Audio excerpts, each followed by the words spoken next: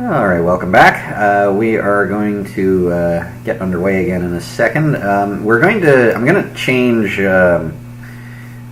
change tactics here a little bit. I've been going through the ages of Myst in the sequence that their corresponding journals are laid out on the shelf. So Channelwood, Stone Ship, and so on. I'm going to change that up now and skip ahead one. It doesn't matter what order you do them in, strictly speaking, but I just do that out of habit. But I realize that there is something in this age that is going to be useful in the last one. So we're going to rearrange things a little bit. And as we go, I apologize. Incidentally, I've been editing the earlier parts of this Let's Play, and I realized that there's a lot of graphical flickering. The game isn't doing that. I think it's a problem. It's a compatibility issue with the recording software, which is too bad. So don't be afraid if you've never tried Myst, don't think that it's going to be doing that the entire time. Also, I went back to to Stone Ship Age to get the blue page, and I made two discoveries which I didn't know about that I hadn't previously noticed playing realMyst. One of which is that the game has a sprint function, so I'm moving forward with the W key there, and then if I hold down Shift, suddenly move considerably faster. So another thing it has in common with the controls of Half-Life 2, actually. The other thing is that it actually does have a memory.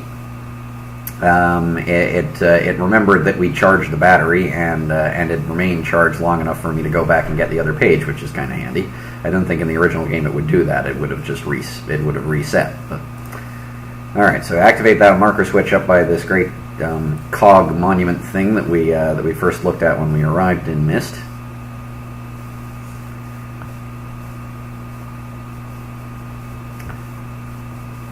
All right, and you know the drill, tower rotation time again. So we've done those two. There we go. So it's locked onto the gear wheels, and let's see what that's got for us. So first things first.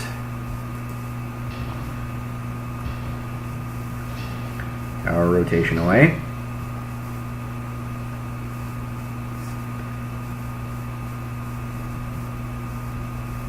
That was what I was talking about getting occasionally hung up on the door frames in this game.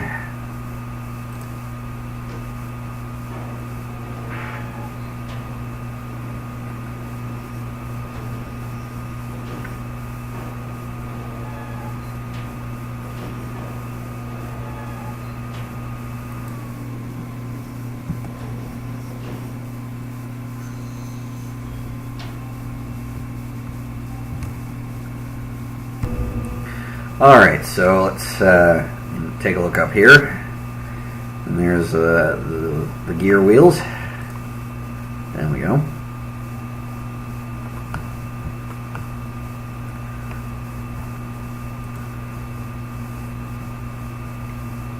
So the clue is, you can write this down, is 2:40, so like the time, 2:40, 20 to 3, 221. Those are distinct digits, not 221. It's just 221. All right. So let's get back down to the main level and figure out what that means.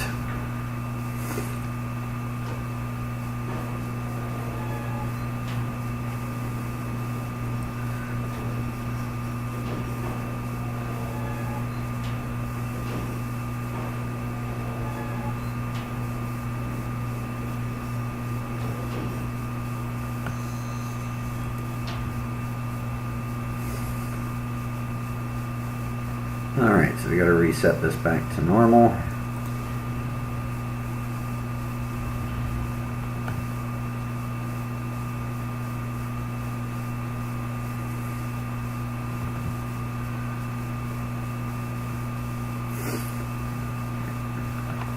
So,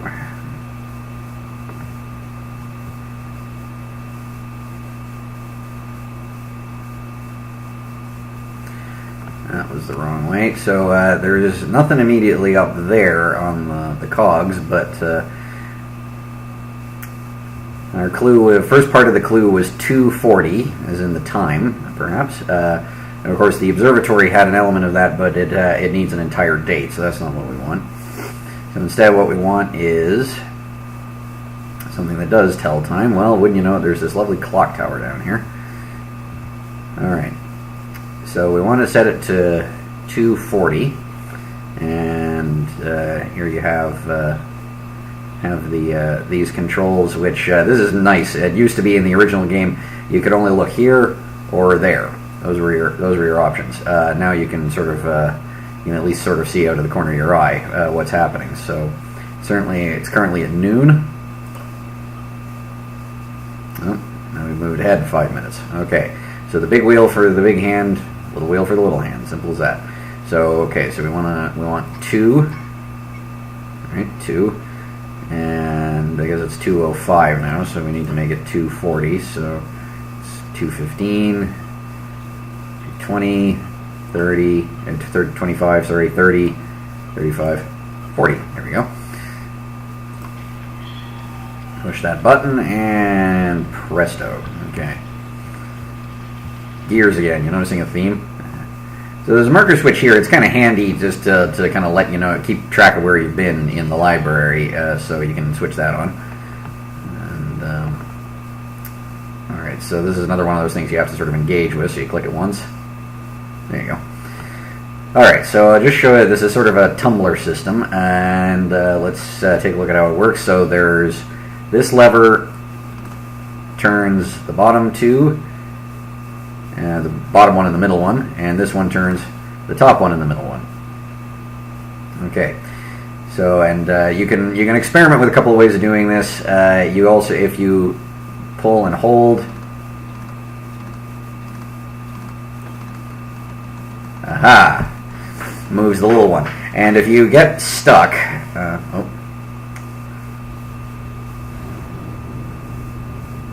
if you get stuck, you just pull that lever here, and it will reset the counterweight, and you can start over again. But as it is, we have 2, 2, 1 in, and the gear has opened.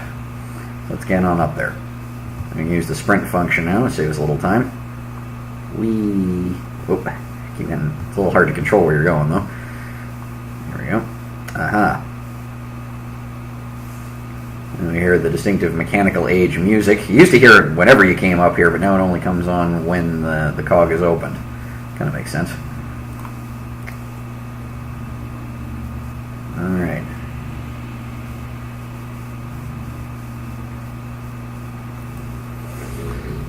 It used to be back when we thought this was a time travel situation that mechanical age was Mist Island's distant future, but that isn't how it works. So, alright, so here we are. There's the rather impressive little fortress there.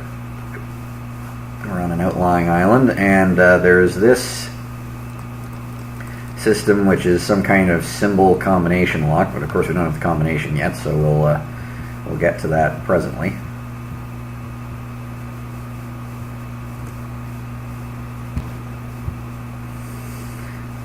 Alright, here we are. So inside, go around, and aha! Once again, the pattern I mentioned earlier of different rooms, and this is there's always the opulent room and the scary room, and you may start to notice the pattern forming here. We've got the two characters in the two books. We had Atris in his message to Catherine talking about their two sons. And their names Cirrus and Akinar, we're gonna find a bit of a series of clues here about just who we're dealing with. This, incidentally, is a real painting. That's actually Napoleon Bonaparte, although I think they've reworked it to look like they've changed the face on it, which is kind of clever. All right. And there's lots of neat little interactive bric-a-brac here, as there was in Stone Ship in particular. That's fun. And also, it's kind of hard to see, but if you're looking at the throne here, just to the side behind this tapestry, You have to get a little closer to it to activate it, but there's a sort of an antechamber. Alright. Oh, money, money, money. Alright, and a red page. So you kind of get an idea of which character goes to which pages, goes to which rooms. Well, he's got good taste at least. Alright, and there's a note here. Cirrus, your greed sickens me. Your desire for wealth and plunder is never satisfied. I will instruct my subjects not to pay your new tax, and you know they'll listen to me. Regards, Akanar. So they're clearly not the two brothers are not necessarily the best of friends. It gives you an idea of what their situation was before you arrived. And you don't have to do that, but I do it anyway. Especially considering there are occasions in Myst when you haven't played it before, you do the things like the instructions to erase the message in the dock chamber and all that kind of thing, kind of leave with the impression that you're being watched. So you kind of feel the need to do that sometimes. And here's the corresponding scary room, and this one's particularly gruesome, isn't it? Especially when you consider that the inhabitants of Channelwood are described as ape-like, and oh look. Go into the antechamber here.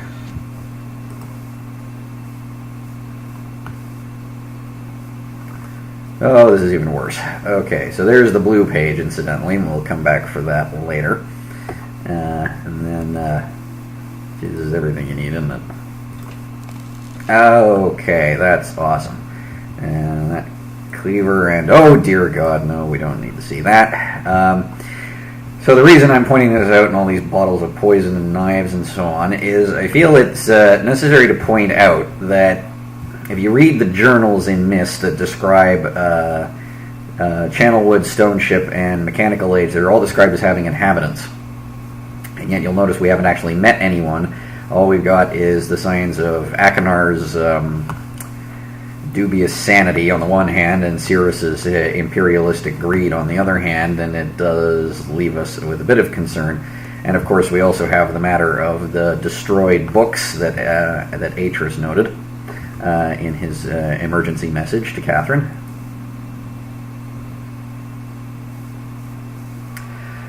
The one thing I will say about the world building in Myst that does have an incidental flaw, which is it's not really a flaw, but it is peculiar at any rate, is that they go to a lot of trouble to give you a sense of depth and realism, a sense all the little extra bits to show, like this one, to show you what kind of people we're dealing with, what kind of world we're in, what kind of worlds we're in, and yikes. And yet, you'll notice that in all of these rooms, the Cirrus and Akanar rooms, in all three of the ages we visited so far, and on Myst itself, no one seems to have a bathroom. Much comedic hay has been made of that fact, but it is a little peculiar when you stop and think about it. Anyway, the reason we're still in the creepy room is because I need to show you this. Fortress Rotation Simulator. Well, there's our fortress that we're in. And it's just going to become a sort of an abstract diagram. Alright, so this is the reason I brought you to Mechanical Age first, is because there's a system here that's going to be useful elsewhere later. So what I'm going to do is, as I say, it's a rotation simulator, but you have to sort of unlock it. So you notice it sort of drifts off the cardinal point when I pulled that lever up. When I pull it back down and it locks back on to south, makes that distinctive little bonk noise. And that's a sound system, so that you have to listen carefully. This is another listening exercise. Alright, so that's south, so you gotta unlock that again. Let's go to east. Alright, so it's just sort of wobbling free, so I'm gonna lock it again. And east makes that sort of gasp sound, if I can describe it that way. So again, write this down: south, bonk, east, gasp. And you're going to have to try to remember the exact sound as well sometimes. Alright, so north. I'm going to rub up north. Blink. The north makes a blink noise. And now we go the rest of the way to west. Makes a sort of trill noise. Alright, I'll put it back on south, which once again is And notice the way that it kind of lurches from one cardinal point to another. That's going to be important later. Very shortly, actually. So that sound coding system is going to be useful in this age and in the last one, which is why I brought it to your attention now. Alright, so obviously kind of operating in limited space in Mechanical Age. You can instantly look through this telescope, and there's not a whole lot to see in most of the directions, but there is stuff to be seen. Alright, so there's this one central chamber. Not much to be done in it. You can walk all the way around here, and there's just nothing to see. So, like I said, it's always a good rule in Myst. If you see buttons or controls of any sort, click on them and see what happens.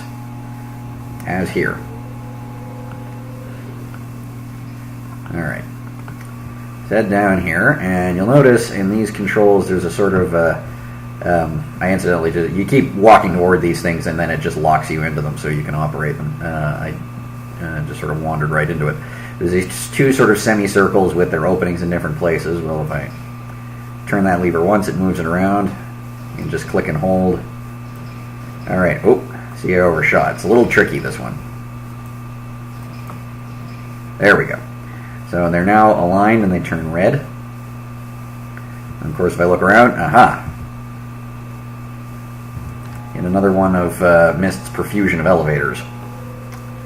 Alright, so you won't need to go back down there again, but we do want to go up.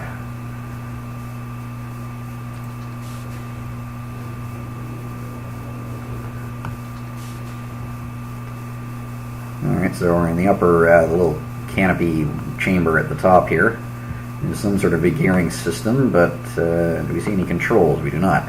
So this is a tricky one that took us a while to figure out, because if you hit the central button, it takes you part way down, which if you're in the elevator doesn't get you anywhere. It just means you're just sitting there.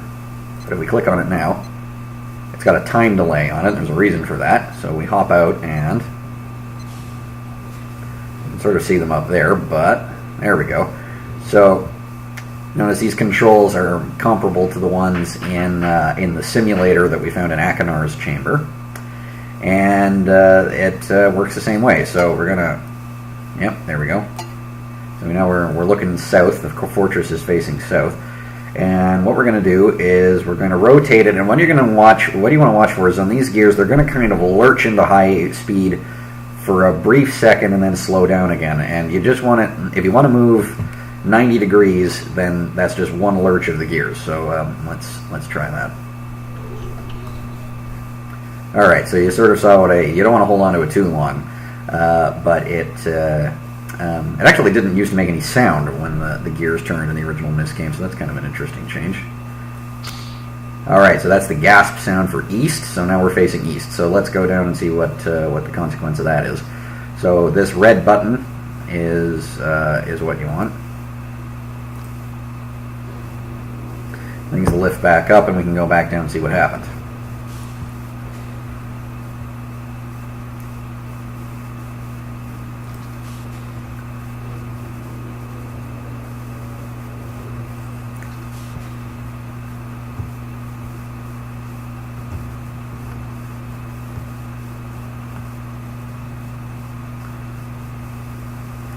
Alright, so we've moved. That's the island we appeared on over there, so now we're connected to one of the other outlying islands.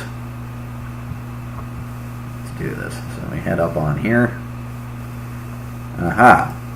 So we have the two symbols at the end of a sequence, because there's a big gap over here, and of course that would match to half of the key code, the combination code of symbols that we saw on the island we arrived on.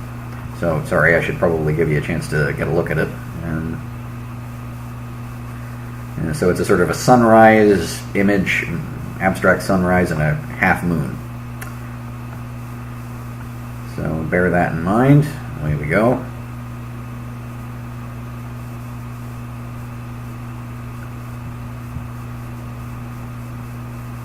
Music is, the ambient music in Mechanical is particularly excellent. It's all good. The music in Myst is great. It's composed by Robin Miller, the other of the Miller brothers, who incidentally also plays Cirrus, the fellow in the Red Book.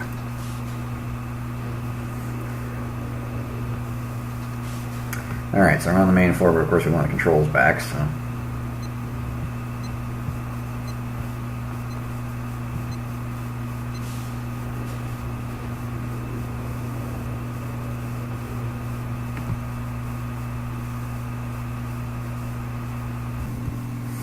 Alright, so here we go. Let's unlock it again. So we're facing east and we want to go north. So again, it's one lurch of the gears. That should about do it. Yeah, we had a little think of north. So let's get on down there and see what we find.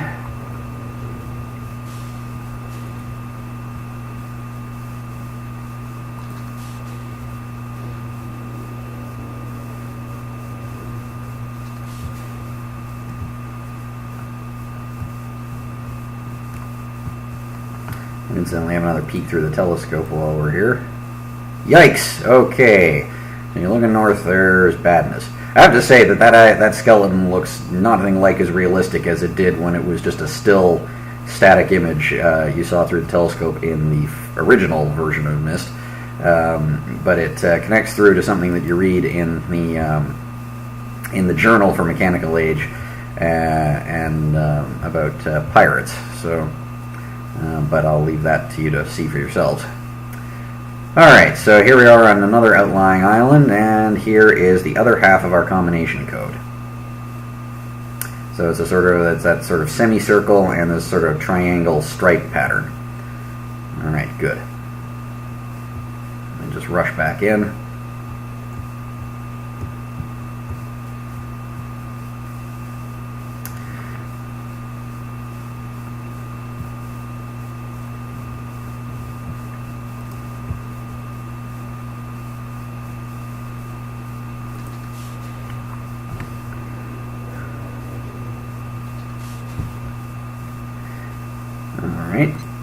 So it's probably worth mentioning that we can go out onto the bridge while it's looking.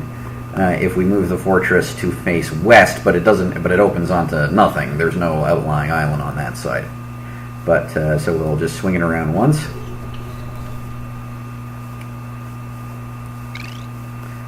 Okay, so that's west. There's nothing to see down there. It's just going. The bridge just extends into empty space. So. Because there's no island on that side, but just so you hear the noise once more. So we need to get back to where we started, so we want to turn south. So one lurch of the gears again. And that's the sound for south. Alright, ready to go. So let's go down again.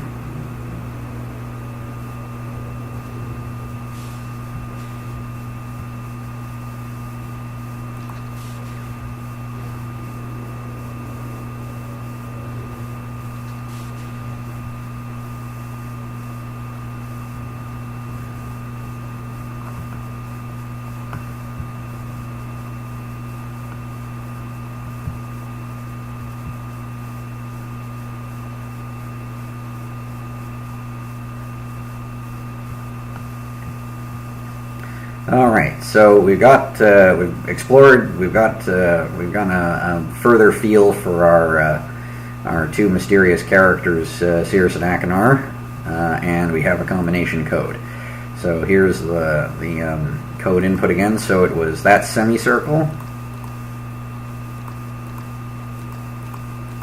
sort of triangle stripe pattern, and the sunrise abstract, and then the half moon. And there you have it. Alright, so there's our book back to Myst. Appear back in the library.